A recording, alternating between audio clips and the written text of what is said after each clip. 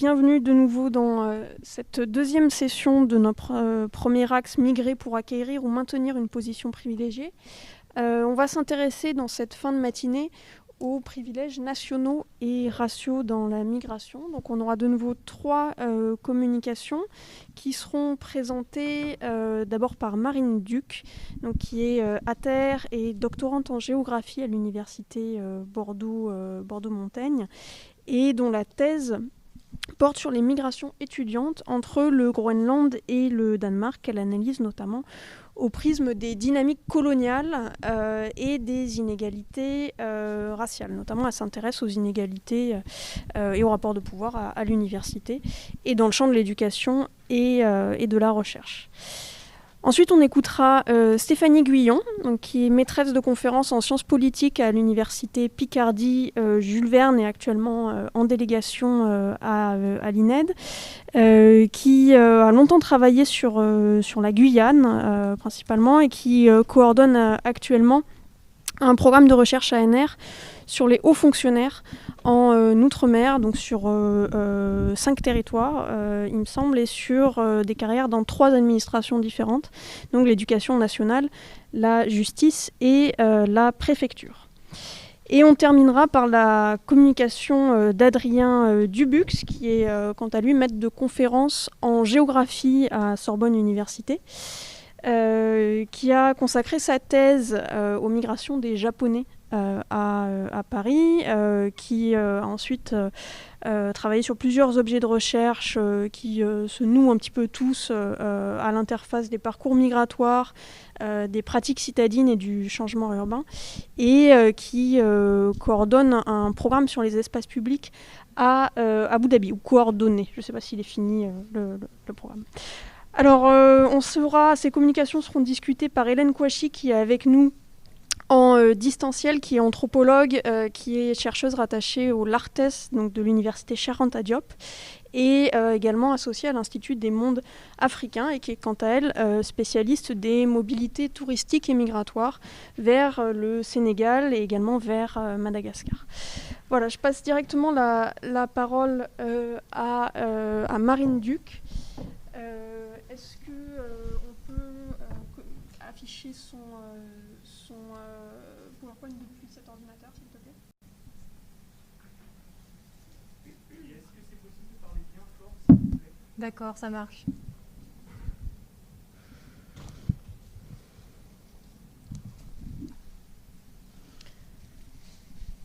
Donc, bonjour à tous et à toutes, merci beaucoup pour l'accueil aujourd'hui, même s'il y a des petites difficultés techniques, c'est pas grave, ça me fait plaisir d'être parmi vous. Aujourd'hui, j'aimerais discuter avec vous de la façon dont les reconfigurations des positions sociales qui sont propres aux migrations privilégiées, que sont les migrations étudiantes, peuvent être envisagées non pas seulement comme des reconfigurations dans les rapports de classe, mais aussi comme des reconfigurations dans les rapports de race. Alors pour ça, je vais m'appuyer sur un cas d'étude qui est en fait le travail de ma thèse qui est en cours de rédaction, qui porte sur les étudiants groenlandais qui vont étudier dans le supérieur danois. Donc c'est un tout petit panel, hein, on compte 420 étudiants en 2018 sur l'ensemble du Danemark, dont 220 sont à Copenhague. Et en fait, cette migration, elle va s'inscrire dans un contexte avec un rapport extrêmement asymétrique entre le Groenland, qui est une ancienne colonie du Danemark, aujourd'hui un territoire autonome, et donc l'ancienne puissance coloniale qu'est le Danemark. Et du fait de cette asymétrie qui est historiquement constituée, cette migration va confronter les étudiants à un contexte où la blanchité est la norme en fait, du fonctionnement social et du fonctionnement universitaire. Donc ce qui va se passer, c'est que la groenlandicité, en fait l'identité groenlandaise, j'aime pas le terme d'identité donc je vais parler de groenlandicité, est assimilée à une position minoritaire dans les rapports de race. Par opposition avec les Danois qui sont donc associés à la blanchité, qu'on appelle en groenlandais, donc en kalaallisut plus exactement, qui est l'une des langues du Groenland, Kashlunat, qui veut dire blanc ou personne du Sud. Comment ça marche? Oui. Donc juste pour préciser un petit peu l'hypothèse l'axe d'analyse qui va guider ma lecture dans cette communication. Souvent dans les approches postcoloniales de la migration, on va avoir tendance à penser que la race va s'activer ou se conscientiser ou se renforcer dans la migration. C'est des choses qui ont été bien démontrées, notamment dans les travaux de Claire.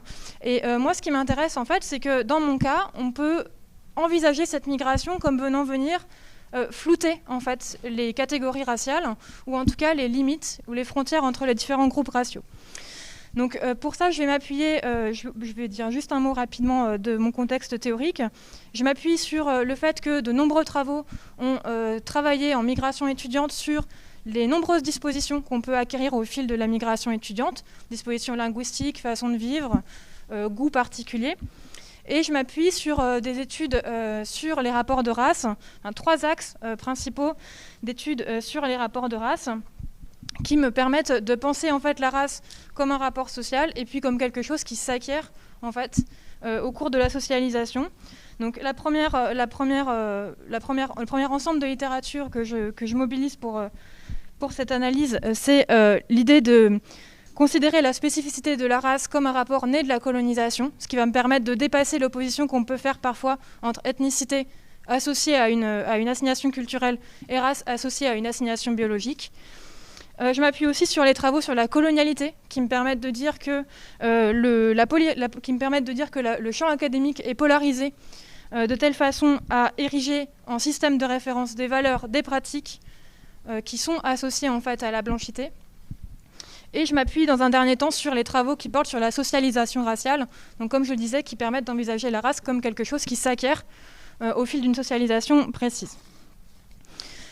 Alors pour commencer, j'aimerais juste donner quelques éléments de contexte, parce que je pense que vous ne connaissez pas forcément bien le contexte initial. Pour cerner les contours de cette migration étudiante, donc déjà elle n'est pas du tout, ça a déjà été dit dans la session précédente, mais on retrouve exactement les mêmes logiques. C'est pas du tout le fait d'un groupe social homogène privilégié à la base. Déjà parce que faire des études au Groenland, en soi, c'est un privilège. On a 60% de la population groenlandaise qui n'a pas été au-delà de l'éducation obligatoire. Mais au-delà de ça, c'est plus les études elles-mêmes en fait, que le départ vraiment qui va faire le privilège. Et ça, pour plusieurs raisons, parce qu'ils vont beaucoup venir, ces étudiants groenlandais, de familles où ils sont les premiers à faire des études supérieures, voire des études tout court. Il y en a aussi une grande partie qui viennent de milieux plutôt qui correspondraient en Europe à des contextes ruraux. Donc c'est une population qui est extrêmement hétérogène, et cette hétérogénéité, on va la retrouver après dans les lieux, dans les villes dans lesquelles ils vont s'installer. À Copenhague, par exemple, on a plutôt des étudiants privilégiés, issus des plus grandes villes du Groenland. Ils sont souvent mixtes, ils parlent souvent danois comme langue principale. Donc ça va se disperser de cette façon. Et aussi, l'autre élément important pour comprendre que ce n'est pas une migration privilégiée, en tout cas dans les personnes à la base qui partent, c'est que l'offre de formation qui est disponible au Groenland, elle est extrêmement limitée en fait. Donc je vous ai fait une carte pour vous montrer, aussi pour localiser les villes dont je vais parler dans cette communication.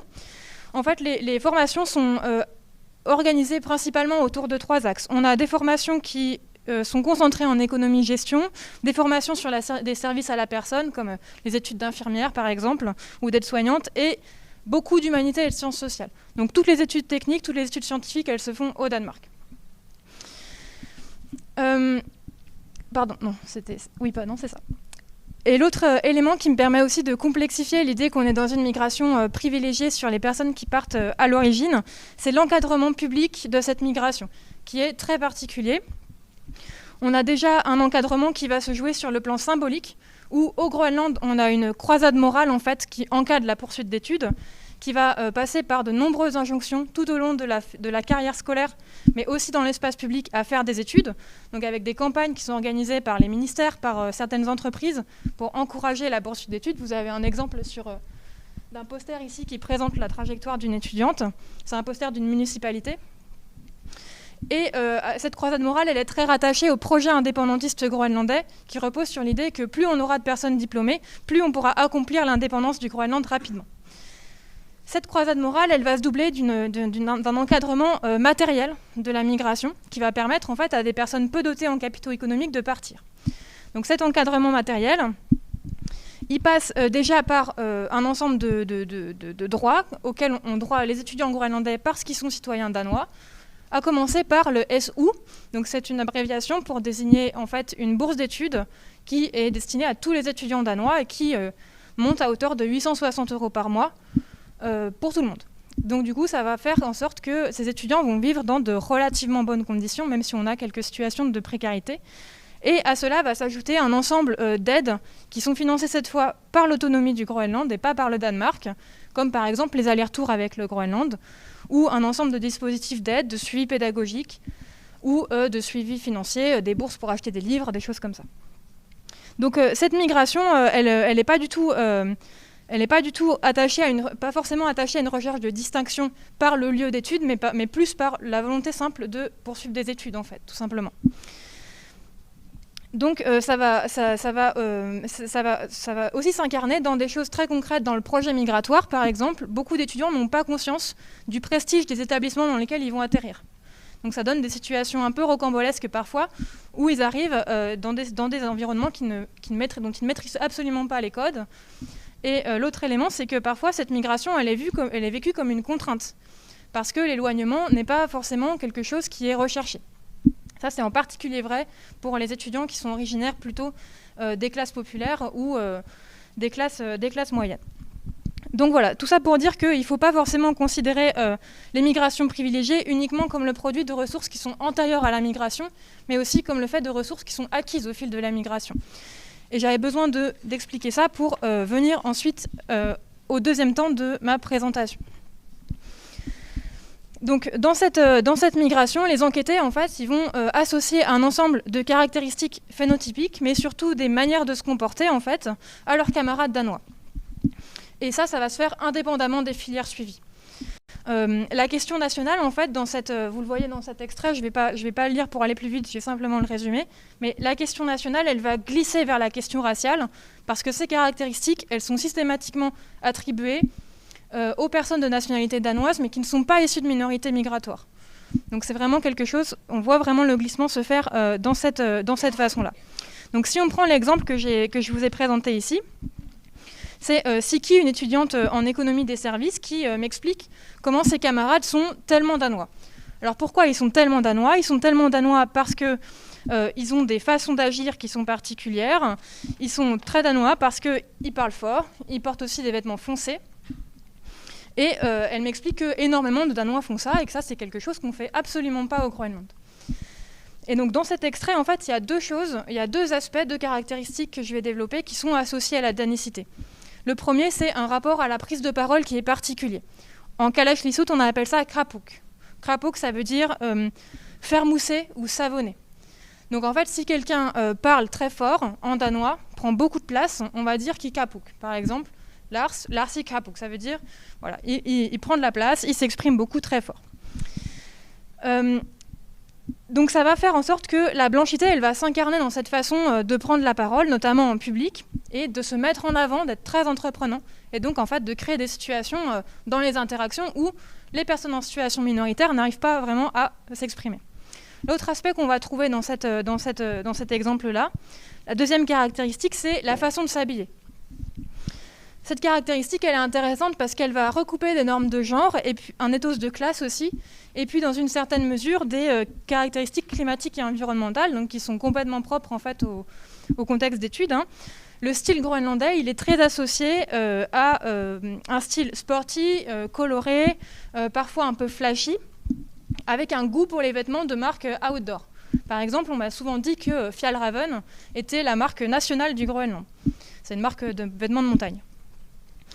Et certains étudiants, quand ils arrivent au Danemark, en fait, ils sont habillés avec ces vêtements-là, et donc ils ont ces codes-là qui contrastent complètement avec ce à quoi ils sont confrontés.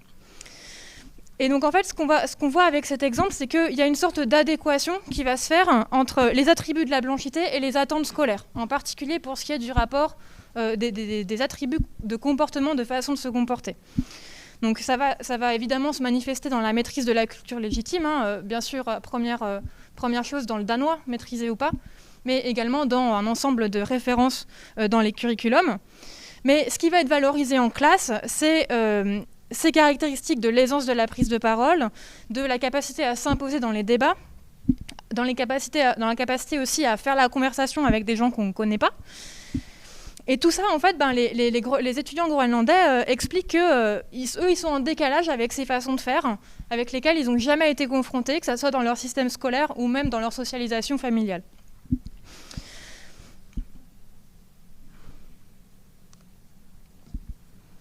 Ça ne marche pas. Ah ouais, c'est bon, merci.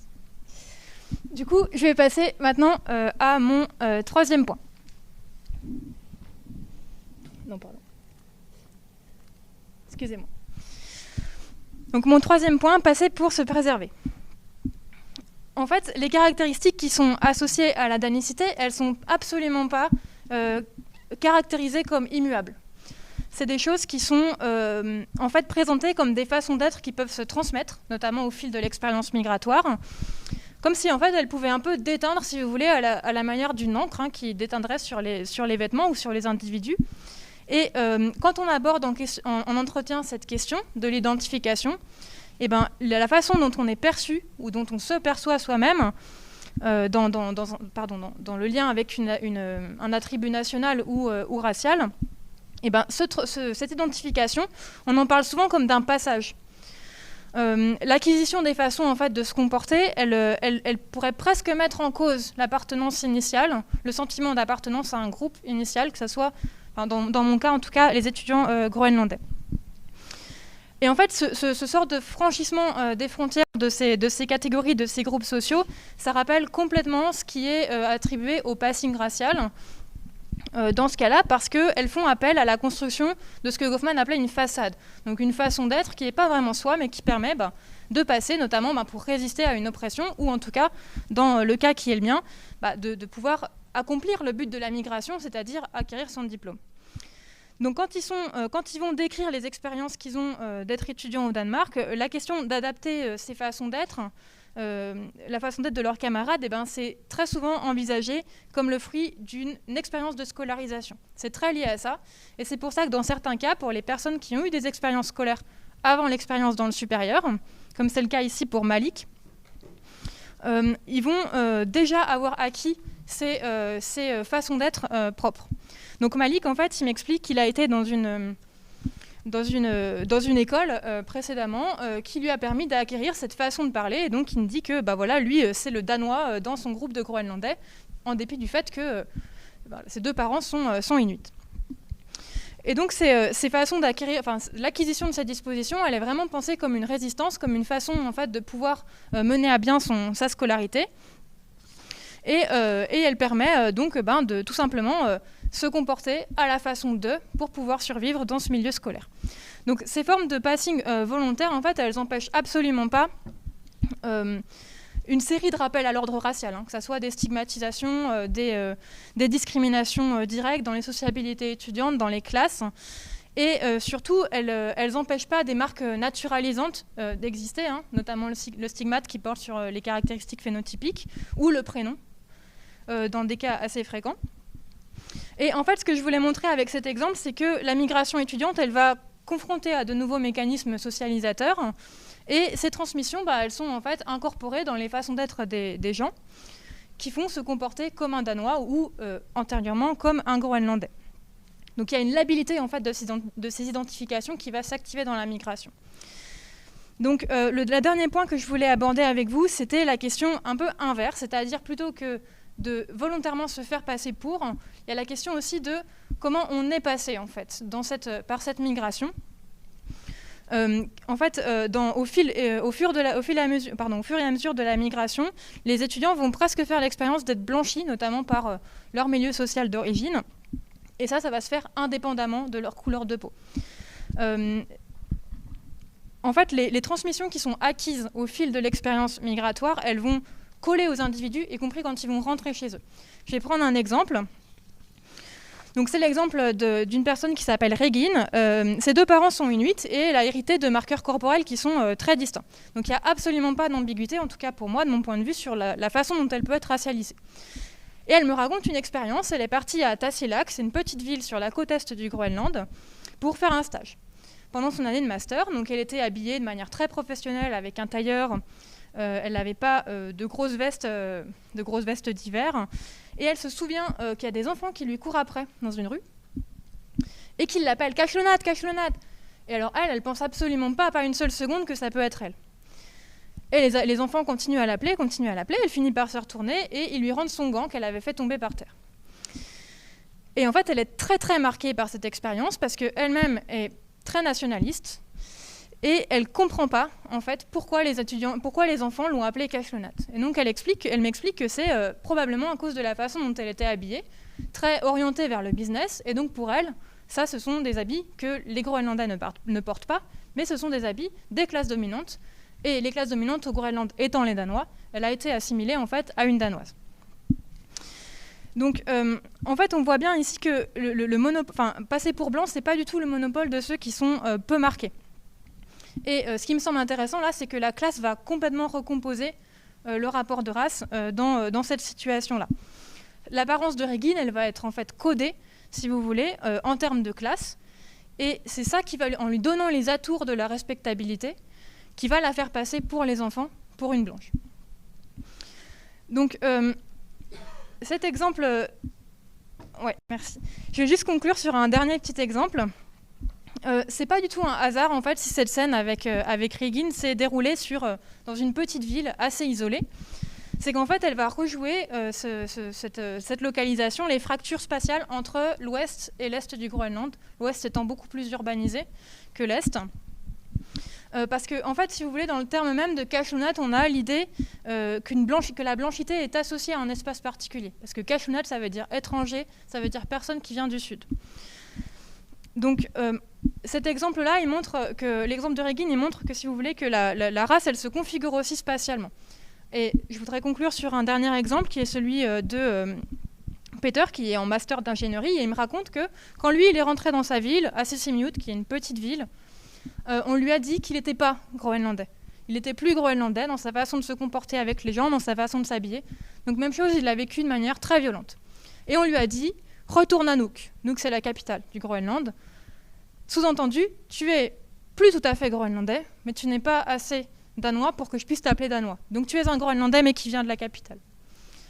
Donc cet exemple-là, voilà, il me semblait très intéressant pour montrer que le blanchissement, en fait, des personnes, il rappelle en fait la dimension complètement relationnelle de la race et invite aussi à penser sa dimension spatiale. Voilà, merci.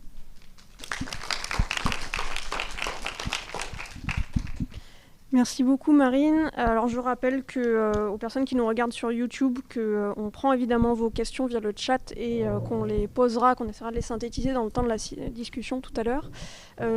Sans plus attendre, je vais directement passer la parole à Stéphanie Guyon qui elle va nous parler du privilège métropolitain dans les Outre-mer français. Merci.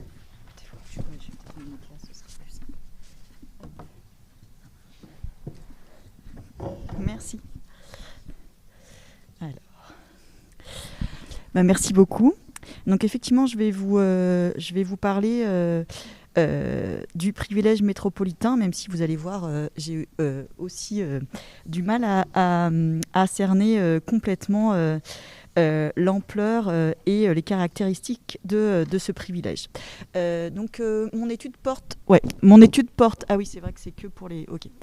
Donc mon étude porte sur les carrières des magistrats, dont la majorité sont métropolitains, dans les Outre-mer français. Donc ça repose sur une étude qualitative, principalement par entretien. Donc j'ai mené 40 entretiens surtout l'an passé, donc surtout en visio, avec des magistrats qui étaient en poste dans les Outre-mer, dans l'ensemble des territoires d'Outre-mer, donc soit des départements, soit des collectivités d'Outre-mer, étaient en poste ou avaient été en poste dans les Outre-mer. Et puis j'ai fait une enquête ethnographique, donc plus par observation, dans un tribunal de grande instance d'un département d'Outre-mer.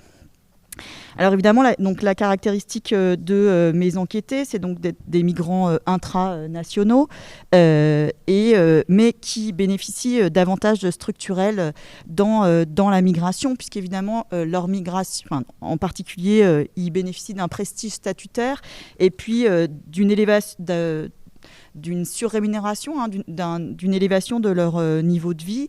Ces avantages, ils s'inscrivent dans une histoire coloniale et post-coloniale, du statut des fonctionnaires métropolitains dans les outre-mer français. Et ça s'inscrit évidemment dans un système de migration asymétrique entre la métropole et les différents territoires des outre-mer français. Mais ce qui est intéressant, c'est que même si... ces avantages, qu'ils soient économiques ou symboliques, ils sont rarement invoqués comme motif premier de la migration, même s'ils comptent. Et les enquêtés évoquent davantage d'autres logiques de réalisation de soi, telles que l'envie de voyage, le goût pour la diversité et l'accomplissement professionnel, des choses qui renvoient pas mal à ce dont a pu parler Sylvie ce matin. Toutefois, ces privilèges sont relatifs dans l'accès à certaines ressources locales, et puis surtout, ils peuvent, donc ces migrants privilégiés peuvent faire l'expérience de la fragilité de leur position dans des contextes de forte conflictualité. Je pense que vous avez connaissance des conflits sociaux, politiques ou environnementaux qui sont récurrents dans les territoires des Outre-mer français. Et donc, dans ces contextes-là, ils peuvent faire l'expérience de la fragilité de leur statut. Donc en gros, il s'agit d'appréhender la complexité de ce privilège métropolitain en raison de l'imbrication de différents rapports de pouvoir, ce qui est bien la perspective de ce colloque. Je vais d'abord revenir sur les logiques de ce départ outre-mer, juste pour cadrer. Donc les magistrats, ça fait à peu près 9000 personnes. Quand on regarde les magistrats qui sont actuellement en poste au ministère de la Justice, parmi ces 9000 magistrats, ceux qui ont eu un poste ou plus outre-mer, c'est 11% de ces magistrats. Donc c'est une expérience minoritaire, mais ce n'est pas non plus ultra minoritaire. Et par contre, la majorité de ces magistrats qui ont eu un poste et plus outre-mer, ils n'ont qu'un poste. Donc en fait, il y a un tout petit nombre de magistrats qui vont enchaîner des postes outre-mer. Voilà, il y a une centaine qui vont faire 3, 4, 5, 6 postes outre-mer, donc qui sont des spécialistes des outre-mer. Donc je vais d'abord parler rapidement des processus de départ et de la manière dont mes enquêtés font le récit de leur décision de partir outre-mer. Où on verra qu'il s'agit principalement de mettre en avant une envie de lointain, une envie de lointain et de départ dont ces enquêtés, qui sont majoritairement issus des classes populaires, ce qui évidemment les différencie très grandement du profil social majoritaire des magistrats français, dont ils n'ont pas pu faire l'expérience dans leur enfance et dans leur jeunesse. Cette dynamique de réalisation de soi, qui est ce souci qui est à l'œuvre dans ce projet migratoire, il peut être appréhendé au regard d'un imaginaire des Outre-mer, en particulier pour ce qui est de la manière dont ils s'imaginent leur mission professionnelle outre-mer, en particulier l'imaginaire du sous-développement et aussi la question de la diversité culturelle sur laquelle je reviendrai.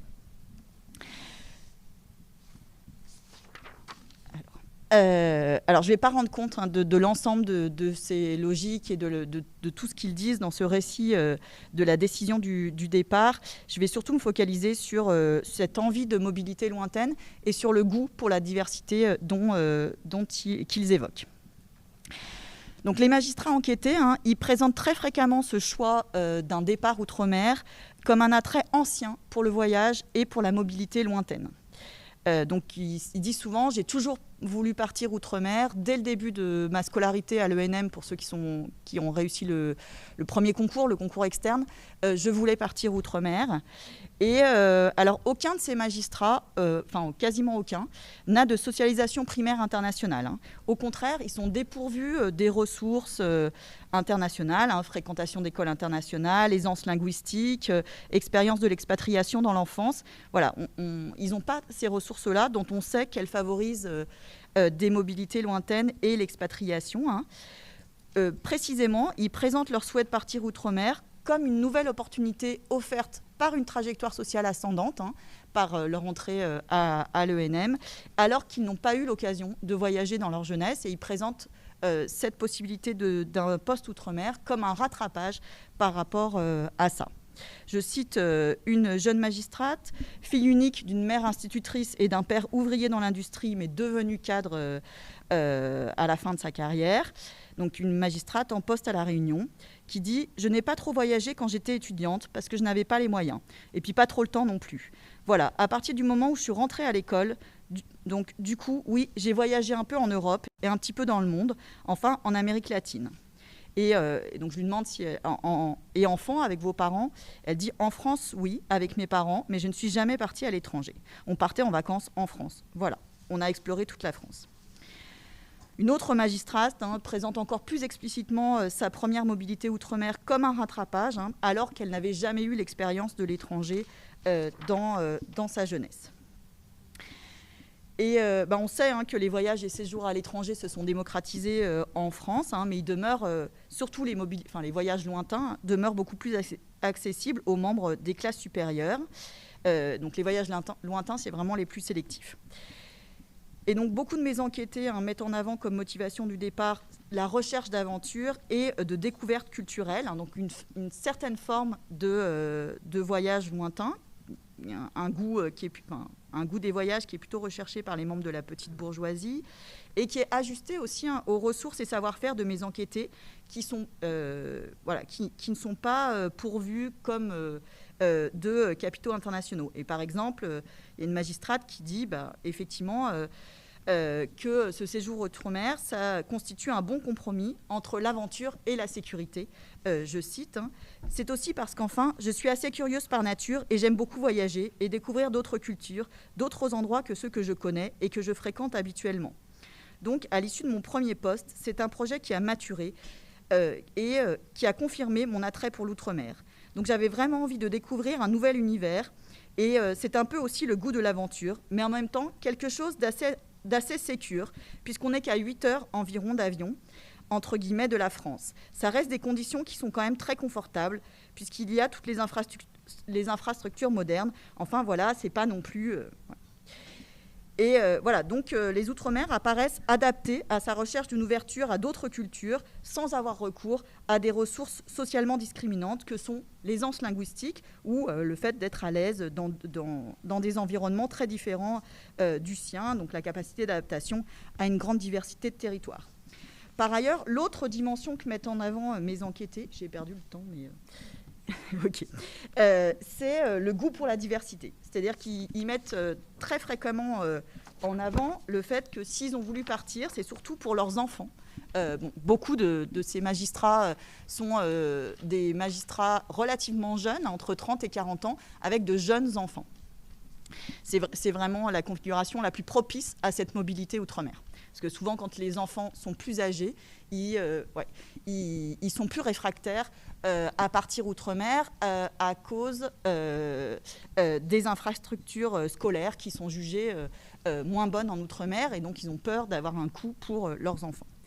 Et donc, il y a un certain nombre de magistrats, qui sont majoritairement métropolitains et blancs, qui revendiquent une préférence pour la diversité culturelle et ou ethno-raciale.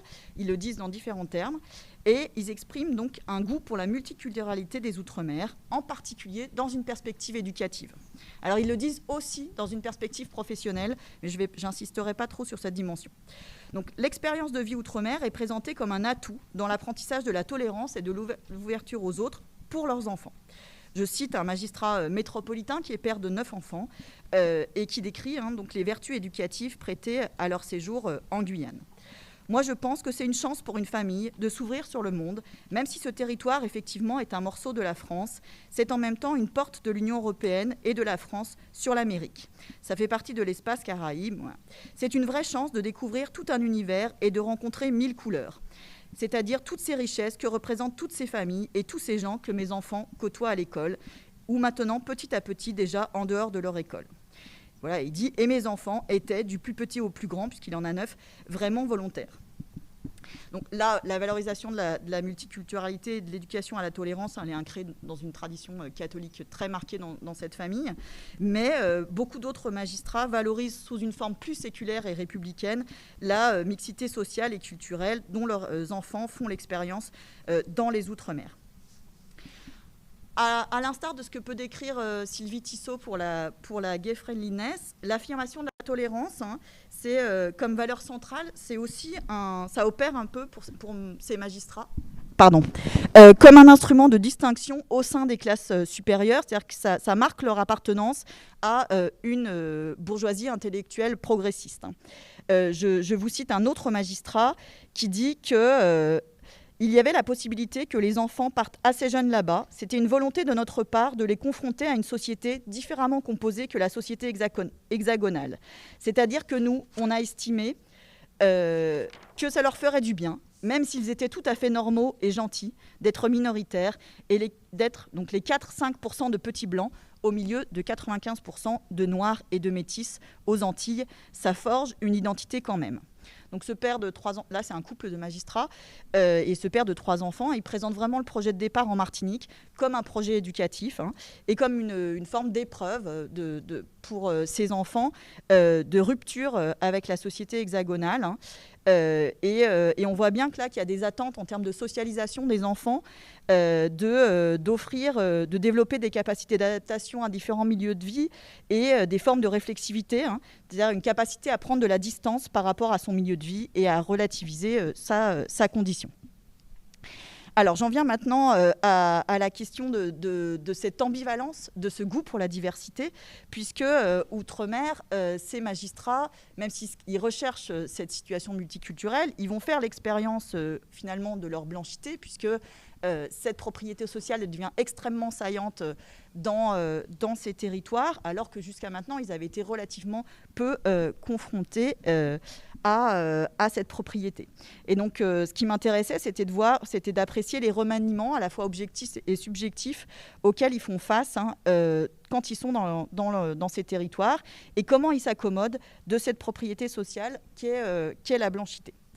Alors, je vais passer assez rapidement sur la question des privilèges, de la manière dont ils décrivent leurs privilèges. Alors, évidemment, ils ont une élévation de leur niveau de vie, puisqu'il y a une surrémunération qui est liée à la cherté de la vie, mais qui, en fait, la surrémunération est bien supérieure au surcoût de la vie dans les Outre-mer, puisque elle varie selon les territoires, mais du coup, elle offre quand même une augmentation de revenus significative. Par ailleurs, il y a aussi des primes, des indemnités de suggestion géographique, qui font que...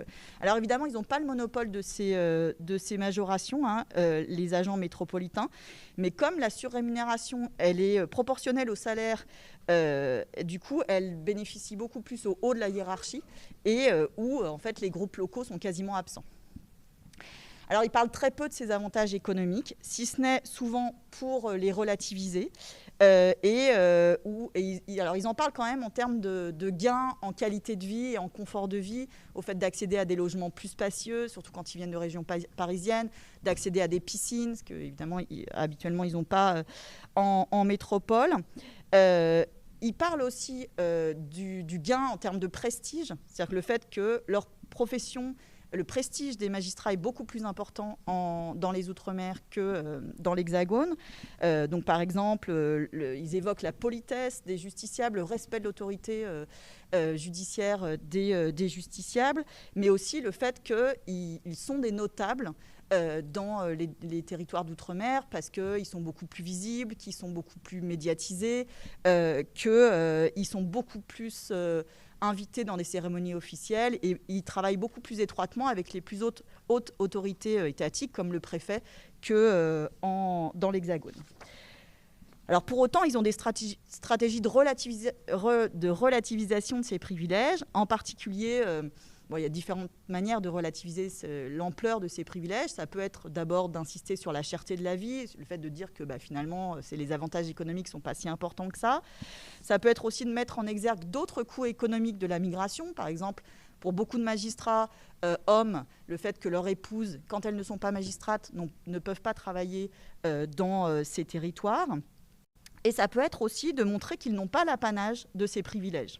Donc, en particulier, de mettre en évidence le fait qu'il y a beaucoup d'Antillais, d'ultramarins, qui sont...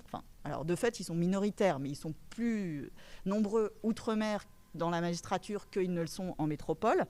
Et donc, ça va être de montrer de désigner d'autres groupes de privilégiés et de sous-entendre parfois que les Antillais, par exemple, bénéficieraient d'un traitement plus favorable que les métropolitains dans l'accès aux postes dans les Outre-mer.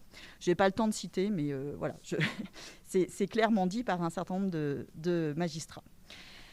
Par ailleurs, ces magistrats, ils font effectivement l'expérience de la fragilité de leurs conditions dans des contextes de très forte conflictualité. Donc en fait, dans tous les entretiens, ce qui revient, je pense que je suis en train de... Tu me dis ? Ok. Dans tous les entretiens, effectivement, ils disent bien qu'ils reviennent sur les moments de très forts conflits sociaux et politiques, donc que ce soit la grève générale de 2017 en Guyane, les mobilisations contre la profitation aux Antilles en 2009, que ce soit le contexte politique en Nouvelle-Calédonie avant les référendums. Et voilà. Et donc, ils expliquent qu'à un moment... En gros, d'ordinaire, leur blanchité les distingue positivement dans ces territoires. Et là, ils font l'expérience de la fragilité de leur position dominante et ils font l'objet d'assignations raciales stigmatisantes, voire de la discrimination. Donc, en gros, en période de crise, leur blanchité devient encore plus saillante et elle les expose à des stéréotypes dépréciatifs. Donc je cite un jeune magistrat en Guyane, il dit « J'ai senti le petit basculement. C'était la première fois que j'entendais des Guyanais dire « Oui, les métros, ils font chier. » C'était la première fois que j'entendais ça. Je n'avais jamais entendu ça avant 2017. Et là, j'ai senti une tension entre métro et Guyanais. » Un autre magistrat qui explique qu'en Martinique, en 2009, il n'est pas servi au marché, que en gros les Martiniquais sont servis avant lui. Donc comment dans la vie ordinaire finalement cette propriété sociale devient saillante et sous-tend des discriminations. Je vais passer sur... Je vous dis juste ce dont j'aurais parlé. En gros, ce qui est intéressant, c'est comment il s'accommode de ça. Et des propriétés sociales, des caractéristiques défavorables qu'on peut leur assigner à ces moments-là. Donc, c'est toutes les stratégies pour se distinguer des figures du mauvais métropolitain, donc qui est soit la figure du métropolitain tropicalisé, mais là où, en fait, qui reprend des stéréotypes dépréciatifs sur les ultramarins, puisqu'en gros, le métropolitain tropicalisé, c'est celui qui devient ultramarin. Et soit la figure coloniale, en fait, du métropolitain qui veut imposer à la fois sa position dominante et ses manières de faire dans les Outre-mer. Et du coup, je m'arrête là. Désolée d'avoir dépassé le temps.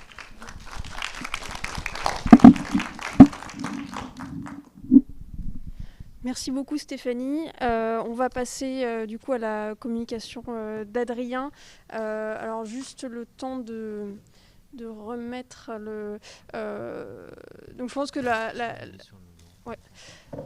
la communication d'Adrien qui va reposer des questions spatiales qu'on a déjà un petit peu évoquées avec la première intervention de Marine.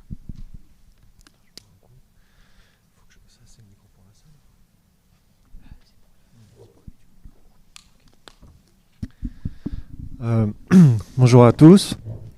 Merci pour cette invitation à participer à la session de cette fin de matinée. Alors, le thème que je vais présenter porte sur le cas des Français des Émirats Arabes Unis. Ah, Aurélie me fait signe, un peu plus fort.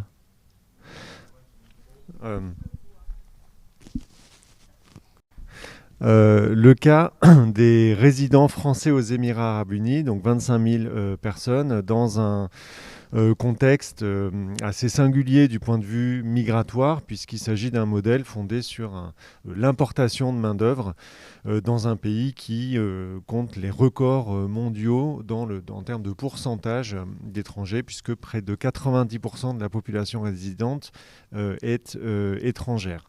Deuxième caractéristique de ce contexte des Émirats arabes unis, historiquement et structurellement, la nationalité, ou plus exactement, devrait-on dire, le passeport, a joué un rôle très structurant dans la hiérarchie sociale et professionnelle.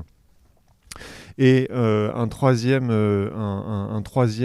élément de contexte est que le pays connaît, à l'instar des autres pays de la région comparable, disons les pays du Golfe, une série de transformations de son modèle économique vers ce qu'on peut appeler l'après-pétrole, qui reconfigure un petit peu les expériences et les situations migratoires. Alors dans ce contexte-là, la question qui est posée, c'est comment est-ce que le logement, qu'on définit à la fois comme lieu de résidence, mais aussi comme tous les arbitrages qui conduisent à un choix résidentiel, comment est-ce que le logement peut être constitué comme un levier majeur d'un rapport privilégié à l'espace de séjour. Alors, c'est un objet relativement classique dans les études migratoires, d'envisager comment le logement et les marges de manœuvre en matière de logement singularisent ou distinguent différentes populations migrantes entre elles.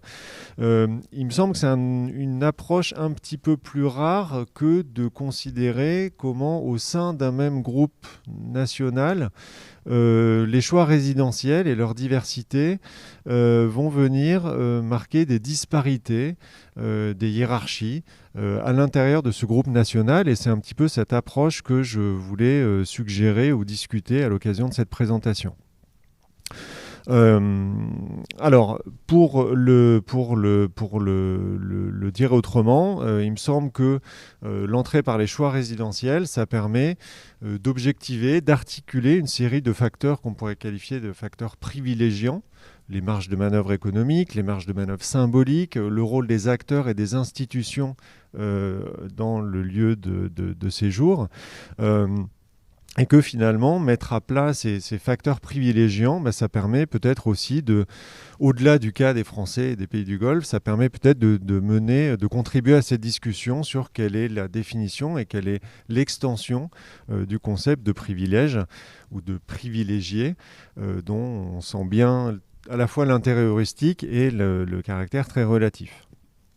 Alors, d'un point de vue méthodologique, ce travail, c'est une partie de plusieurs matériaux. D'abord, une observation participante, c'est-à-dire qu'en tant que résident français pendant 5 ans aux Émirats, une série d'observations dans plusieurs mondes professionnels et sociaux de différentes nationalités, mais en l'occurrence dans des milieux francophones et français aux Émirats arabes unis.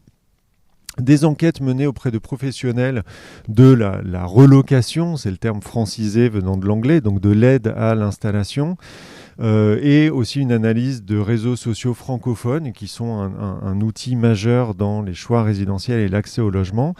Et puis une série d'entretiens approfondis de type biographique, une vingtaine, alors que j'ai mené avec ma collègue Clio Chavenot, qui interviendra demain sur un sujet autre, où la question résidentielle n'était pas centrale, mais dont j'ai tiré un certain nombre de points ici.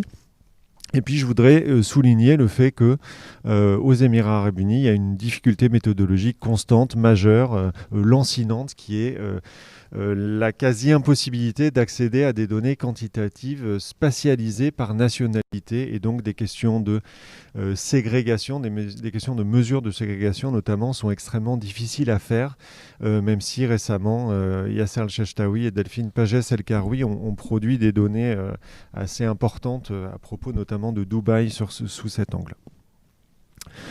Alors, deux mots du contexte.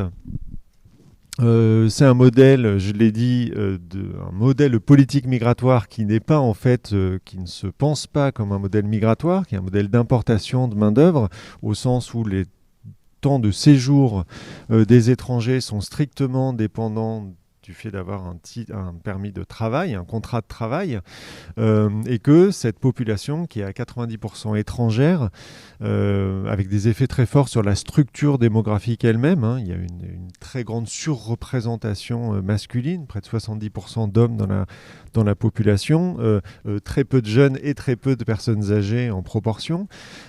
C'est une population qui a été très largement décrite par la littérature scientifique sur le thème comme en transit, transitoire, temporaire, transient, tous ces adjectifs qui décrivent cette sorte de rotation perpétuelle de résidents qui sont là à la fois de manière temporelle et un peu en sursis, y compris quand cette présence, elle, se joue sur plusieurs générations, puisque notamment parmi les Indiens, qui sont de très loin la première nationalité du pays, 3 millions sur les 9 millions d'habitants que compte le pays, eh bien, dans plusieurs cas, ils sont présents sur 2-3 générations. Une segmentation, je l'ai évoqué, une segmentation statutaire, sociale et économique, en partie liée à la nationalité. Troisième élément de contexte, le marché du logement est, du fait de cette structure particulière de la population, très hétérogène et segmentée en termes de niveau de standing, en termes de canal d'accès au logement. Les filières d'accès au logement sont à base partiellement nationale. Je vous donnerai quelques exemples de réseaux sociaux, par exemple, et de leurs fonctions pour accéder au logement.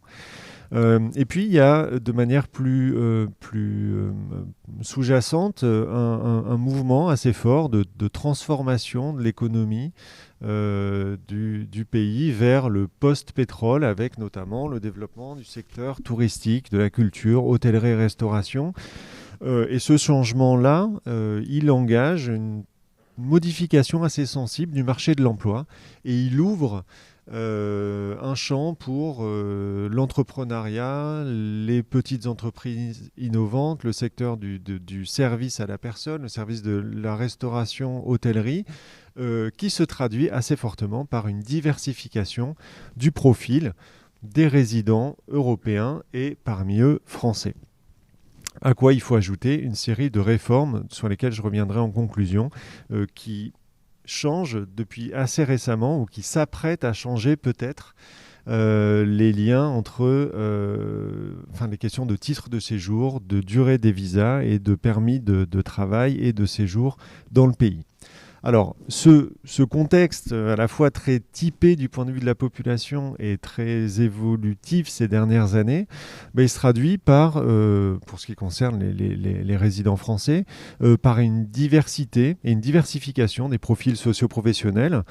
Pour le dire très rapidement, il y a des cadres du privé en contrat d'expatriation au sens strict, des cadres sous contrat local, souvent après une expatriation, mais aussi des catégories intermédiaires, des gens en position un peu dite junior dans les entreprises, des artisans, des entrepreneurs, mais aussi des stagiaires, des volontaires internationaux dont on a beaucoup parlé ce matin, des salariés peu qualifiés, notamment dans le secteur de la restauration, et aussi, dans le cas d'Abu Dhabi, des militaires qui, à la fois, colorent beaucoup, disons, la sociologie de la ville et aussi son comportement électoral. Et un point à ajouter, c'est que parmi ces Français, il y a un pourcentage très important, autour d'un gros tiers, qui sont nés hors de France et qui sont de culture arabe et musulmane, soit personnellement, soit familialement, ce qui crée ce panorama relativement diversifié. Alors, quel est l'effet en quoi est-ce que les choix résidentiels renvoient à une dimension privilégiée ? On pourrait dire que dans un sens un peu simple de privilège, c'est-à-dire la marge de manœuvre socio-économique permise pour accéder à un logement, La population étrangère aux Émirats est divisée en deux, en quelque sorte. Il y a d'un côté les individus qui n'ont aucune marge de manœuvre en matière résidentielle. C'est le cas emblématique des travailleurs peu qualifiés dans le secteur de la construction, qui sont astreints à ce qu'on appelle les camps de travailleurs. Et les autres, où finalement se dessine un continuum en fonction des conditions de revenus, des capacités financières à accéder à un logement. Alors, je n'ai pas le temps de parler d'un aspect un peu plus spatial, j'y reviendrai éventuellement pour répondre à des questions. Donc, les Français occupent la partie supérieure de ce continuum socio-professionnel. Et ce qu'on observe, si on fait une typologie très brève des comportements résidentiels et des choix résidentiels, c'est d'un côté de jeunes célibataires ou en couple, plutôt sans enfants, avec des niveaux de revenus moyens. Ces individus-là, on va observer une forte mobilité résidentielle, avec souvent plusieurs logements successifs au cours du séjour, des statuts variés d'occupation, en colocation, en appart-hôtel, et des localisations plus centrales, plus denses, plus citadines, plus proches de quartiers dits vivants de la ville. À l'autre extrême de cette typologie, on va trouver des familles avec enfants, des niveaux de revenus élevés ou très élevés, souvent des statuts d'expatriation qui donc contraignent le séjour à 3 à 5 ans. Et c'est dans cette typologie-là, mais qui ne recouvre pas l'éventail socioprofessionnel des Français des Émirats, qu'on va trouver finalement les formes les plus standards, celles qui ont été décrites souvent dans la littérature en termes de bulles résidentielles ou d'enclaves. C'est là qu'on va trouver des formes d'entre-soi sociales et professionnelles très marquées. Ce qu'on observe aussi, pour essayer d'articuler la notion de qu'est-ce qui est privilégiant dans ces choix résidentiels, c'est dans cette typologie-là qu'on va trouver dans les entretiens des discours très forts de distinction de la manière dont le logement et les conditions résidentielles amènent à une distinction très forte entre soi et les amis de la même génération et du même profil en France, avec toujours cette sorte de leitmotiv de l'expérience des amis qui viennent et qui sont à la fois ébahis, assez choqués, parfois un peu jaloux face à ces grandes maisons, les voitures et tous des attributs de ces standards résidentiels qui, il est vrai, sont décrits dans ces entretiens comme assez standards à niveau de compétences et de positions professionnelles comparables, mais très différents de ce qui était connu en France. D'autres typologies vont plutôt aller vers des logements collectifs qui, eux, sont notamment dans ce qu'on appelle des zones franches, qui ont la caractéristique d'être ouvertes à l'acquisition immobilière par des étrangers. Il y en a beaucoup à Dubaï, un tout petit peu moins à Abu Dhabi, mais ces immeubles-là se caractérisent par une très grande diversité de nationalités. Et donc la dimension, l'homogénéité relative qu'on peut observer dans ce qu'on appelle les compounds, les résidences individuelles que j'ai montrées précédemment, on les retrouve moins dans ce cas de figure qui s'accompagne au contraire d'un discours valorisant la rencontre, le fait d'entendre plusieurs langues dans le même palier, le fait de faire finalement de l'expérience résidentielle aux Émirats. Un des atouts qui est attribué à l'expérience résidentielle aux Émirats, c'est, on peut résumer ça sous le terme de rencontre avec les autres, avec d'autres cultures, sous forme d'une sorte de posture discursive qui a été très largement observée dans d'autres contextes et dont il faut noter qu'elle s'observe, y compris quand la réalité des pratiques sociales ne correspond pas du tout à cette mise en valeur de la rencontre avec l'autre. Alors, pour essayer d'avancer peut-être un tout petit peu plus vite que prévu, j'ai été intéressé en reprenant toute une série d'entretiens. Le cas des militaires français me paraît en fait assez intéressant au-delà de ce cas précis. Les militaires français à Abu Dhabi, c'est entre 400 et 500 familles, avec une démographie assez forte souvent, donc ça représente pas mal de monde, sur autour de 5 à 6 000 Français qui vivent à Abu Dhabi. Et une des caractéristiques, c'est qu'ils sont logés d'office dans des logements qui ont été acquis par l'armée française au moment de la signature de la mise en place d'une base de militaires, d'une base permanente de militaires à Abu Dhabi. Et ce qui est à noter, c'est que les entretiens menés avec des gens qui résident dans cet ensemble-là mettent en avant le caractère extrêmement hiérarchisé, segmenté en fonction de est-ce qu'on est dans l'armée de l'air, dans l'armée de terre, dans l'armée de mer, terre et air. Le grade, l'ancienneté, et vous voyez la citation là qui s'affiche, dans laquelle on voit bien que d'un étage à l'autre, d'un palier à l'autre, selon qu'on est sous-officier ou officier, ou femme de sous-officier ou femme d'officier, ce sont des mondes sociaux étanches qui s'ignorent l'un l'autre. Et il me semble que au-delà du caractère très spécifique du cas des militaires, je trouve que ça ça nourrit de manière assez intéressante cette réflexion sur, finalement, si on prend le privilège au sens un peu neutre de avantage social comparatif, est-ce que ça permet de distinguer vraiment des nationalités privilégiées ou non ? Sans doute pas, dans la mesure où finalement tout est affaire de marge de manœuvre en fonction du niveau de revenu.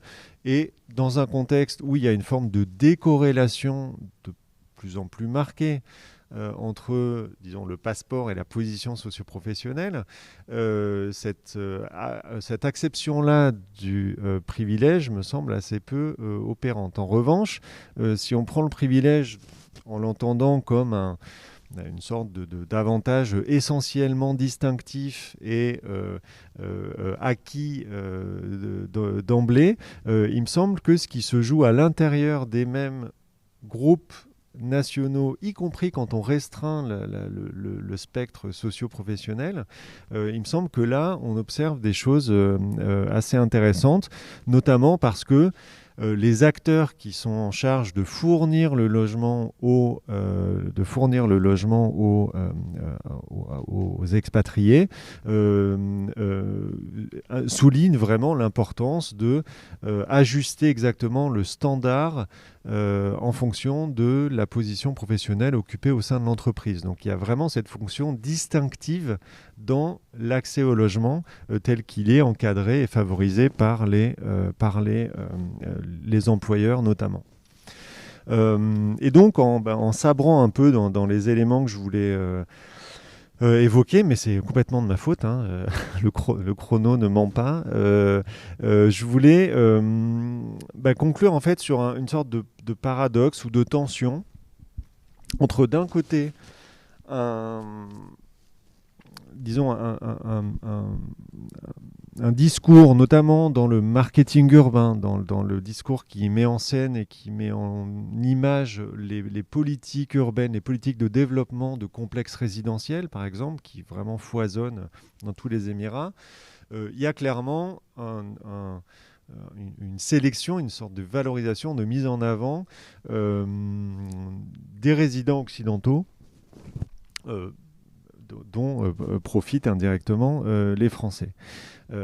Ça, c'est un premier mouvement, une première tendance qui se reflète bien dans ce genre de mise en image des grands projets urbains qu'a bien montré Orman Stadnicki, par exemple, à propos d'autres contextes dans le Golfe, où il y a une simplification du spectre socio-culturel, disons, les Émiratis et les Occidentaux. Et puis d'un autre côté,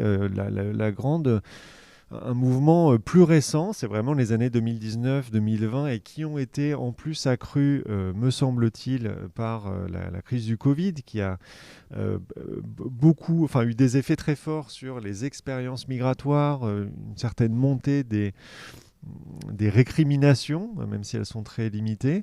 C'est un mouvement qui va réformer les statuts de séjour en développant des golden visas, donc c'est le visa par investissement, mais aussi de la citoyenneté par investissement. On ne sait pas très bien ce que ça va donner, mais ça, c'est une vraie révolution aux Émirats.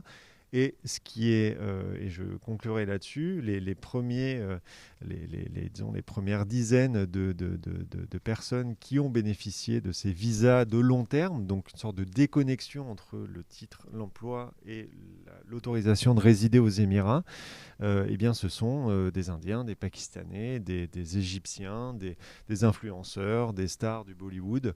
Donc c'est un outil de communication politique à destination de ces populations-là, mais le privilège comme accès à de la résidence sur place me semble être assez fortement transformé. En tout cas, on peut se demander comment il va évoluer pour les prochaines années. Merci, je m'arrête là.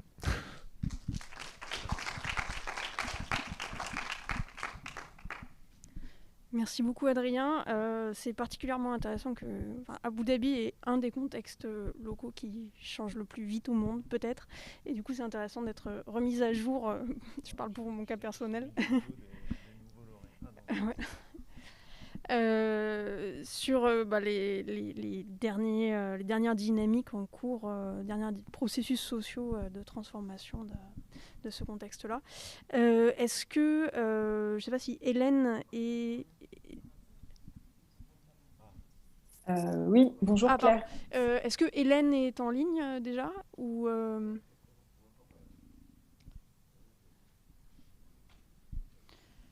Donc peut-être en attendant que la connexion avec Hélène soit assurée. Donc ces trois communications qui portent sur des terrains très variés, ça c'est indéniable, mais qui sont structurés, et c'est peut-être leur point commun, par des formes postcoloniales de pouvoir, quoique ces formes postcoloniales de pouvoir prennent des configurations et des reconfigurations très différentes selon les contextes. Du coup, si Hélène est en ligne, je vais peut-être la laisser poursuivre la discussion. Moi, j'ai plein de questions à vous poser, mais peut-être qu'on en parlera peut-être après, plus informellement. Bonjour. Bonjour Hélène, on t'entend. D'accord. Bonjour à tous. Merci Claire. Merci beaucoup aux organisateurs de m'avoir permis de discuter, même à distance, ces papiers. Et puis surtout pour le courage d'avoir affronté toutes ces questions techniques. Merci surtout aux communicants. J'ai vraiment pris beaucoup de plaisir à lire vos papiers parce qu'en fait, ils font beaucoup écho sur de nombreux points à mes recherches ici au Sénégal. Donc, c'est assez fascinant. Alors, ce que j'aurais voulu faire, si ça vous convient, ce serait de soulever quelques points ou commentaires qui pourraient être transversaux aux trois présentations et ensuite poser des questions de manière individuelle sur chacune. Donc, ce qui me semble intéressant, c'est qu'on voit dans ces différentes communications le fait que le privilège est acquis au cours de la migration, c'est-à-dire conçu comme une circulation qui inclut aussi le retour. On le voit particulièrement dans la communication de Marine Duc. Et je trouve que ce qui est aussi intéressant en réponse, c'est comment se dessine, même si ce n'est pas toujours ce qui a été investigué au premier plan, des espèces de résistance, j'appellerais ça entre guillemets, ou en tout cas des formes de résistance locale d'un point de vue social et structurel, en fait, qui questionnent ce privilège en retour, c'est-à-dire que même si ce privilège est acquis, en fait, on ne peut pas non plus en faire ce qu'on veut. Par exemple, sur les questions des acquisitions de logements, du foncier, la participation politique, et également ces assignations qui sont renvoyées aux individus de la part dans leurs interactions avec des personnes issues de la société locale. Donc, je trouvais que ces points transversaux étaient intéressants. Une question ou un commentaire transversal, je me suis demandé si l'usage des langues dans les trois terrains que vous avez présentés ne favorisait pas aussi la construction du privilège au prisme de la classe et de la race, avec la reconstruction d'une certaine hiérarchisation. Donc, selon qu'on va parler anglais ou pas, français, créole, arabe, Je crois qu'on dit Inuit pour le Groenland, mais je ne suis pas sûre. Non, on ne dit pas ça. Je n'ai pas... je vois Marine secouer la tête. Je n'ai pas retenu le nom et je ne suis pas sûre qu'on puisse dire groenlandais non plus, donc je suis désolée. Mais en tout cas, les langues locales, à mon avis, et l'apprentissage ou le non-apprentissage et le fait de les utiliser ou pas, à mon avis, participe aussi à la question de la construction du privilège. Et également, ce qui serait intéressant peut-être de creuser, c'est les perceptions locales de ces privilèges, c'est-à-dire comment... parce que je trouve qu'il a beaucoup été question de la façon dont les personnes concernées pouvaient regarder leurs privilèges, en avaient conscience ou pas, le dévaloriser ou pas, mais aussi ce qui leur est renvoyé, qui ressort davantage dans la première communication, je trouve, mais qui questionne aussi sa construction sur les plans de la classe et de la race. Alors pour la communication de Marine Duc, je trouve très intéressant que ce qu'elle décrit est très proche en fait de choses qu'on retrouve dans plusieurs pays africains. Et donc, surprenant que ça puisse paraître au niveau de la différence des terrains, donc tout ce qui concerne la relation entre blanchité et nationalité en contexte postcolonial et les caractéristiques décrites autour de cette blanchité, le fait que ça puisse être transmis par la socialisation également, qu'il puisse y avoir une réversibilité par la classe, également ce que le terme local peut traduire, qui ne rend pas toujours, d'ailleurs, dans les langues qu'on utilise, là, le français pour les analyses. Alors, ce que j'aurais dit, c'est que si on se place du point de vue de la société locale, ce n'est peut-être pas seulement la migration, en fait, qui a un effet sur ces questions-là, et que peut-être aussi, parce que si on part de la langue locale, cette question de la blanchité, elle existe déjà sans peut-être ces mouvements étudiants ou autres, avec le Danemark. En tout cas, c'est une question que je me suis posée. C'est quelque chose qu'on retrouve beaucoup dans des pays africains. Alors, une question peut-être, je ne sais pas si vous pourrez y répondre. Je reprends des expressions en anglais ici, où je trouve que acting white et passing for white, ce n'est pas la même chose. Et donc, je me suis posé des questions autour de ce que vous utilisiez derrière la notion de passing. Alors, j'ai compris la question d'acquérir des marqueurs et des dispositions sociales qui permettent d'agir comme un blanc. Mais par rapport au passing, je me suis demandé, il passe pour qui? Et est-ce qu'il passe toujours? Est-ce qu'il passe vraiment? Parce qu'il me semble qu'il peut y avoir une configuration, un individu pourrait être dans des configurations alternatives et successives très différentes, c'est-à-dire peut-être passer pour blanc dans un certain milieu social, dans le regard qui est posé sur lui, agir comme un blanc dans un autre contexte social sans que les gens qui le regardent faire ne fassent pas la distinction, c'est-à-dire qu'on peut très bien considérer que cette personne agit comme un blanc, sans pour autant lui en donner les attributs, mais juste observer les attitudes et les pratiques qu'elle a. Je trouve qu'il y a plusieurs ambiguïtés, à mon avis, à décortiquer, et que ces questions, à travers la langue locale, il y a beaucoup d'expressions. Alors, je ne sais pas dans le cas de votre terrain, mais je sais que dans les langues locales africaines, ça se retrouve, il y a des expressions à partir des mots utilisés pour désigner la blanchité, qui vont permettre en fait d'amener toutes ces nuances autour de la socialisation, de la transmission de ces caractéristiques et de leur réversibilité. Et je crois que la question qu'elle pose, c'est qui assigne et dans quel contexte. Voilà. Et je me suis aussi demandé qu'est-ce que vous entendiez, parce que ça revenait un petit peu plus dans votre texte, par le terme mixte, pour qualifier certains individus, et si le genre avait affecté de manière différente ces expériences. Voilà. Pour la communication de Stéphanie Guyon, alors je trouve aussi qu'elle est très proche d'autres études qui concernent par exemple les enseignants, qui sont des professeurs, des professions intermédiaires qui ont été beaucoup ouvertes aussi à l'internationalisation outre-mer et en dehors. Et on retrouve en fait dans les dynamiques et les discours que vous présentez des choses assez similaires. Vous parlez également, je trouvais très intéressant la question de du rapport à l'éducation et donc ce que ça entraîne en termes de reproduction sociale du capital mobile et de l'appartenance de classe. Également le fait que la valorisation de la mixité sociale et culturelle et de la tolérance en fait soit une valeur de distinction dans des classes supérieures. Je trouvais que ça faisait vraiment aussi écho à des choses que je vois.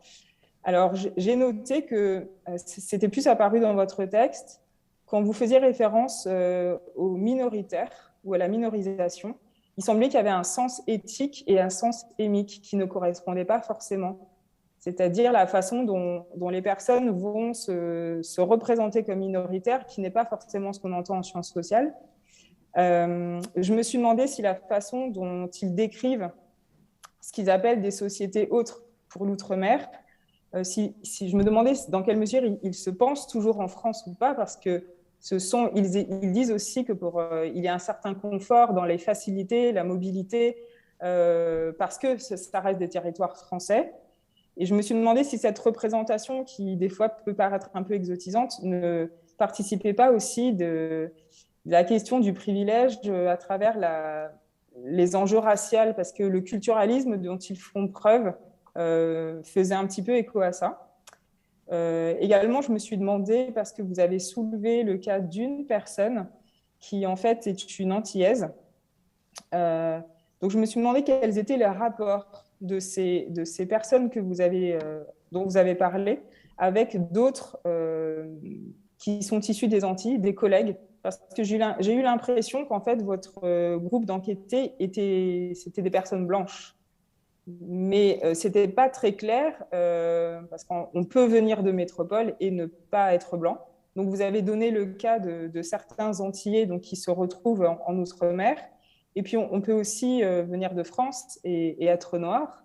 Et dans ces cas-là, qu'est-ce qui se passe? Est-ce qu'il y a parmi ces personnes issues de la magistrature parce que je sais que c'est possible dans d'autres fonctions, dans d'autres cas de la fonction publique où ce sont des agents de l'administration qui sont noirs et qui circulent en Outre-mer.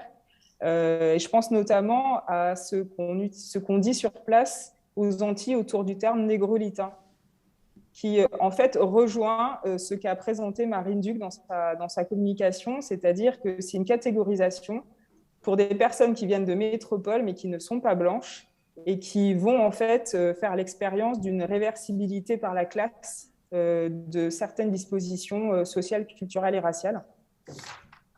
Voilà. Je me suis aussi demandé si dans les tensions et situations de crise que vous avez décrites, est-ce qu'elles sont relatives au statut de magistrat ou est-ce qu'en fait, si ça avait été d'autres, je ne sais pas, des agents des impôts, ça aurait été la même chose, ce qu'ils éprouvent dans leur rapport à la société locale dans ces moments-là. Quelles étaient leurs relations avec d'autres fonctionnaires venus de la métropole.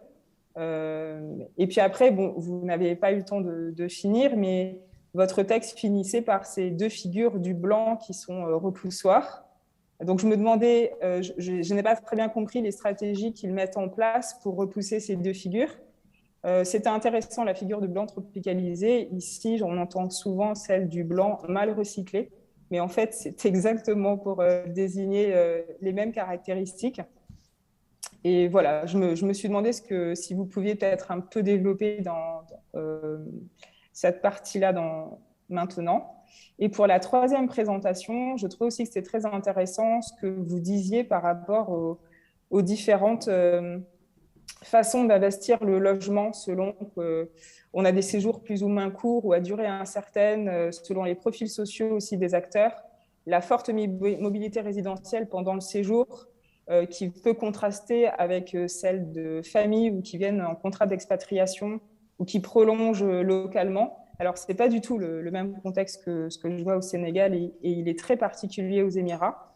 Mais par contre, ce sont des logiques qui sont assez similaires. Alors, je me suis demandé pourquoi vous avez choisi le prisme national de la France comme entrée. Est-ce qu'il y a une raison à ce postulat? Voilà. Et puis, vous avez donné comme exemple dans votre papier la fonction distinctive dans l'accès au logement par les entreprises, mais également, vous avez donné l'exemple de l'armée. Et dans les deux cas, je me suis demandé si le privilège et sa relativisation dans les différences qu'il y avait par rapport aux différents acteurs étaient liées à la migration ou à la hiérarchisation interne dans ces entreprises et notamment dans l'armée. Est-ce que c'est vraiment la migration qui relativise le privilège ou est-ce que c'est aussi ce qui se passe à l'intérieur de ces institutions?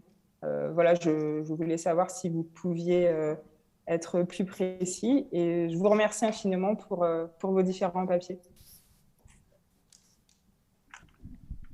Merci beaucoup Hélène. Je ne sais pas dans quel ordre vous souhaitez prendre les questions. Si, Marine, tu veux commencer? Normalement, l'autre micro doit marcher aussi. Est-ce que vous m'entendez Hélène si je parle? Oui, oui. J'ai monté le son parce que c'est pas très fort, mais je vous entends. D'accord. Alors, vous m'avez posé plein de questions. Je ne sais pas si je vais répondre à tout. Enfin, je vais essayer. Non, vous pouvez choisir. Il n'y a pas de problème. C'est parce que c'était super intéressant. Donc, voilà. Je vais faire par ordre chronologique des trajectoires, en fait, parce que finalement, ça colle assez bien. Donc, en ce qui concerne, en fait, la question de la mixité, je commence par ça. Donc, j'emploie le terme de mixité dans un sens de mixité raciale. Parce que, pour plusieurs raisons en fait. Déjà parce que on n'emploie jamais le terme mixte au Groenland, donc on utilise le terme danois qui est Ralf, et on ne va jamais l'employer pour désigner une mixité de classe par exemple, ou même une mixité de genre dans les familles hétéronormées. Donc c'est essentiellement dans ce sens-là que... D'accord, merci. Essentiellement dans ce sens-là que je vais l'employer.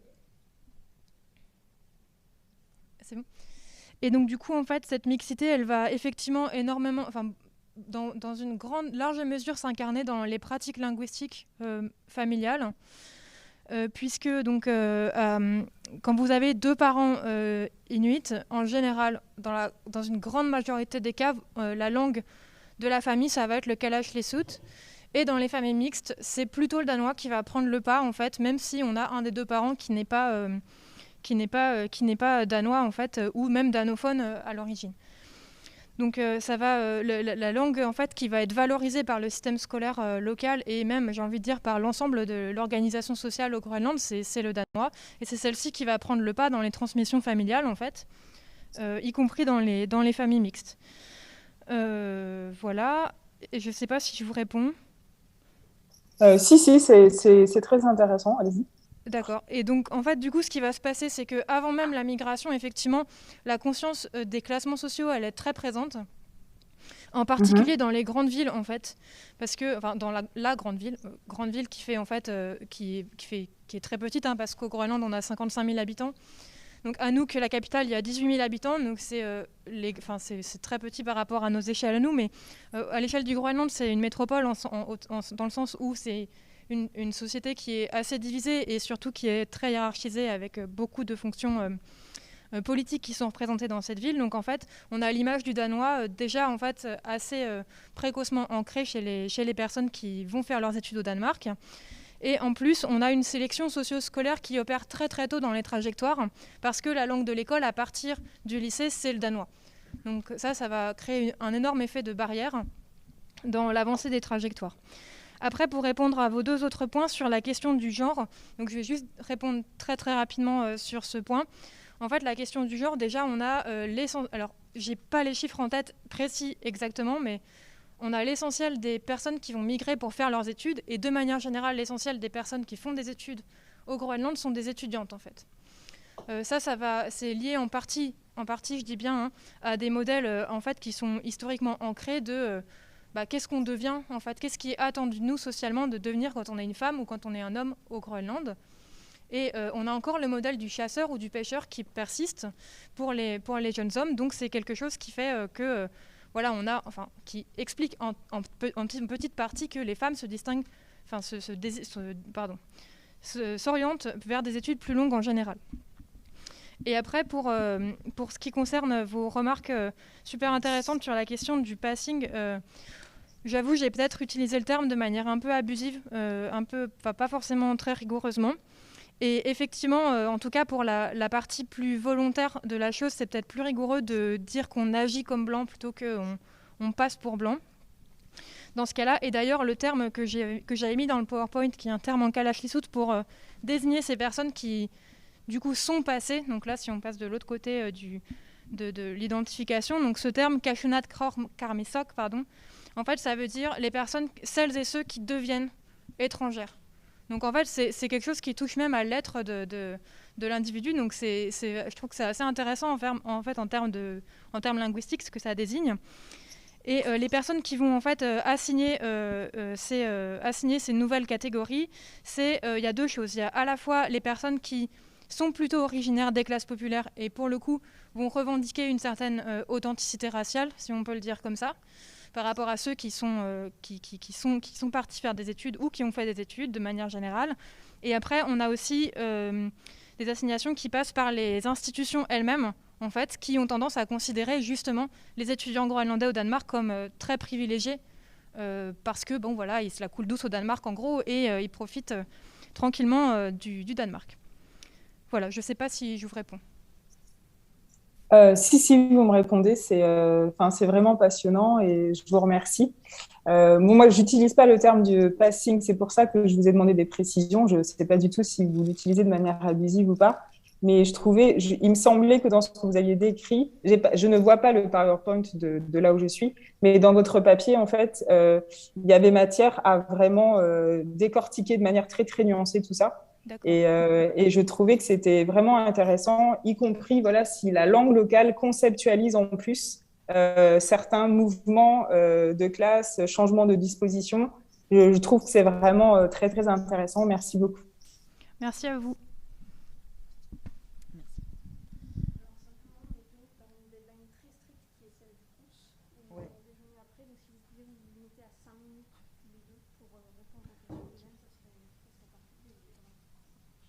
Je veux dire 2 minutes 30 secondes.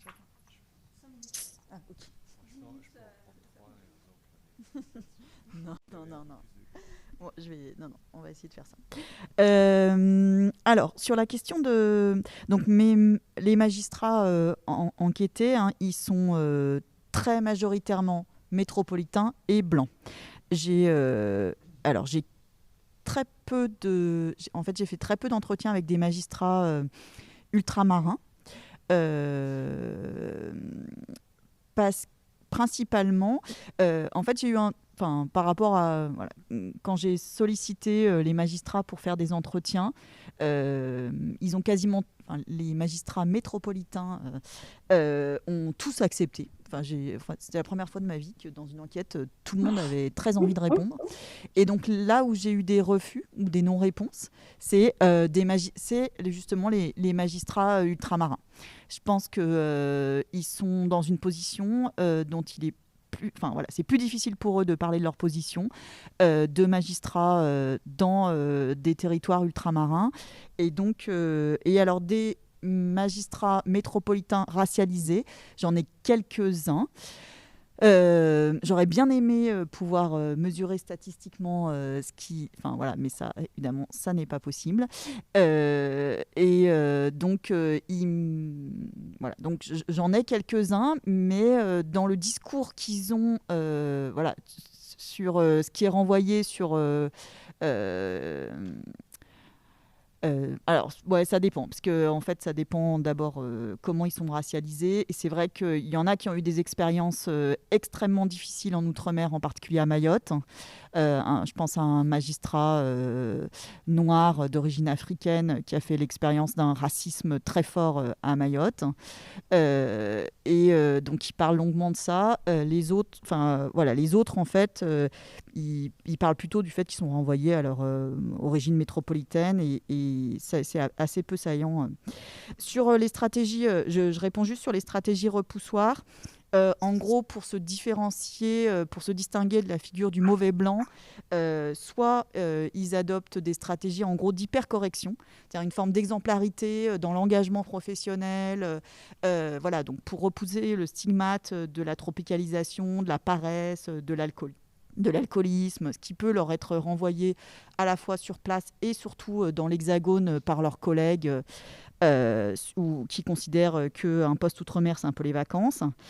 Et l'autre est pour repousser la figure de l'expat, donc de ceux qui sont dans l'entre-soi, tout ça. Leur stratégie, ça va être justement de mettre en évidence des pratiques distinctives d'enracinement local, soit justement dans la pratique des langues, le fait d'apprendre des langues, qui est une pratique très minoritaire, c'est-à-dire que très peu de magistrats apprennent des langues locales, mais justement, il y en a qui ont à cœur de les apprendre et de montrer qu'ils les apprennent et qu'ils les maîtrisent. Et sinon, quelque chose de moins coûteux quand même, parce que ils n'ont pas beaucoup de temps quand même, ces magistrats. Ils travaillent beaucoup, surtout dans certains territoires, moins dans d'autres. Et donc, ça va être plutôt dans la sociabilité locale et dans le choix des lieux de résidence, justement. Bon, voilà, Merci. Alors, en deux mots, je prends juste les deux dernières questions. Pourquoi les Français? Alors, en fait, pourquoi les Français? Ce serait éventuellement, d'abord, pourquoi entrer par un groupe défini en termes national? Je pense que c'est toujours intéressant, ou ça a un intérêt, et peut-être particulièrement dans le cas des Émirats, de voir comment s'articulent les questions de nationalité et les questions de classe.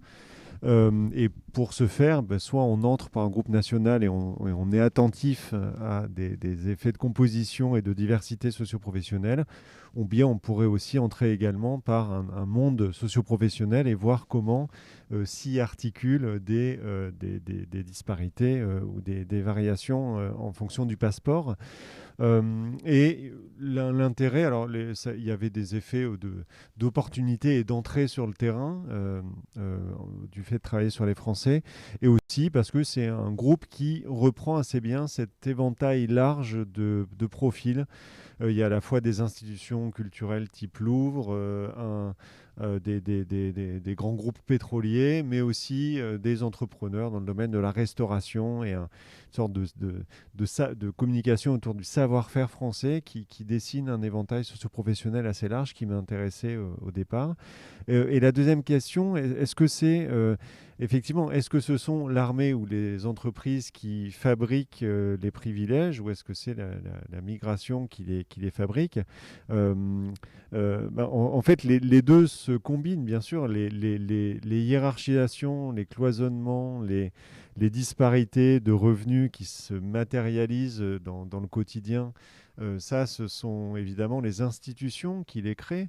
La hiérarchie militaire, la hiérarchie à l'intérieur des compagnies privées, mais je pense que le contexte migratoire a des effets de simplification de l'éventail et a des effets de rapprochement spatial. C'est-à-dire que la hiérarchie entre un sous-officier et un officier, elle existe, mais le fait qu'ils habitent sur le même palier, ça, c'est la migration qui le fait.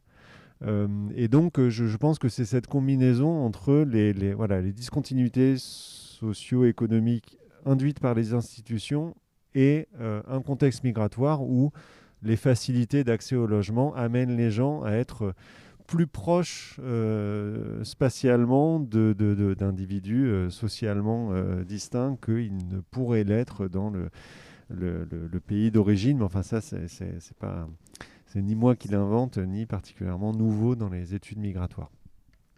Voilà pour les éléments de réponse. Merci beaucoup pour la brièveté. Je pense qu'on a le temps pour une question, peut-être une et demie venant de la salle, et ensuite il va falloir qu'on se dirige vers notre lieu de déjeuner. Si jamais quelqu'un a une question, ou bien sûr vous pouvez les poser de façon plus détendue et informelle à la pause. Oui. Ou sinon, vas-y, tu peux te dire ta question et je vais la répéter. Parce que...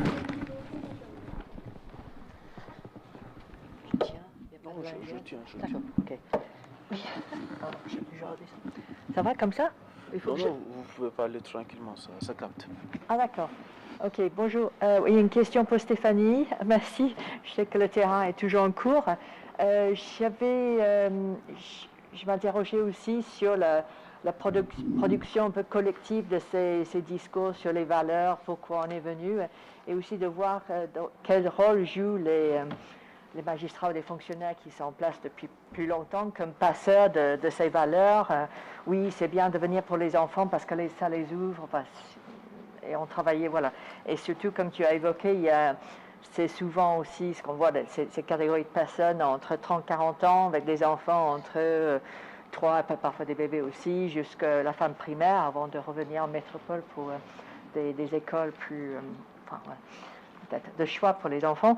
Voilà, il y a des espaces aussi, donc le mercredi après-midi à la plage, entre les épouses qui ne travaillent pas. Voilà. Donc, est-ce que tu avais vraiment ce sentiment et aussi croisé avec ça, le fait que ce que tu as déroulé là aussi, je me demandais si c'était pas aussi le temps de l'entretien. On commence par ces valeurs, pourquoi on est venu, et puis on arrive sur les questions de... Oui, en fait, on n'est pas vraiment privilégiés parce qu'eux, ils sont plus, et puis les métropolitains, voilà. En fait, c'est un processus continu de distinguer par rapport aux autres pour justifier, même se sentant vraiment sous les projecteurs comme forcément un groupe de privilégiés. Et je me demandais si c'était possible de rencontrer des magistrats juste en fin de cursus d'études magistrats, avec les éventuels projets de partir. Est-ce que tu aurais accès à ça pour savoir, voilà, un peu sur ces valeurs avant que les gens arrivent sur place et baignent dans ce... Voilà, merci. On en parlera plus.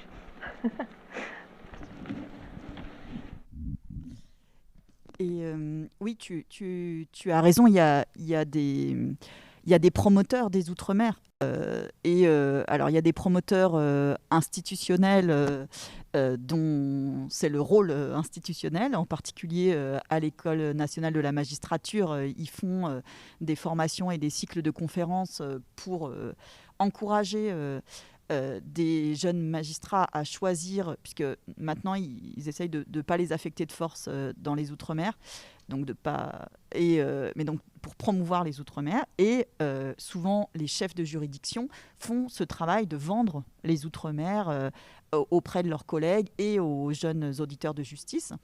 Et c'est vrai que ceux qui sont depuis longtemps dans un territoire, ils font très souvent ce travail d'accueil des nouveaux arrivants, alors avant qu'ils arrivent même, en fait, de faciliter l'installation. Bon, c'est des choses typiques en sociologie d'immigration. Donc oui, effectivement, il y a vraiment des intermédiaires des Outre-mer qui vont... et c'est tout dans leur intérêt, évidemment, parce que comme souvent ces tribunaux sont déficitaires, il faut qu'ils arrivent à attirer des gens et à attirer, en gros, des bons magistrats.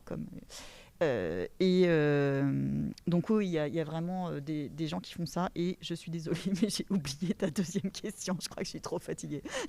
Ou alors j'ai trop faim, je sais pas. Merci beaucoup. On va clore là la deuxième session de cette matinée. Considérant le retard, je pense qu'il paraît raisonnable d'espérer reprendre à 14h30 cet après-midi. Voilà, à tout à l'heure.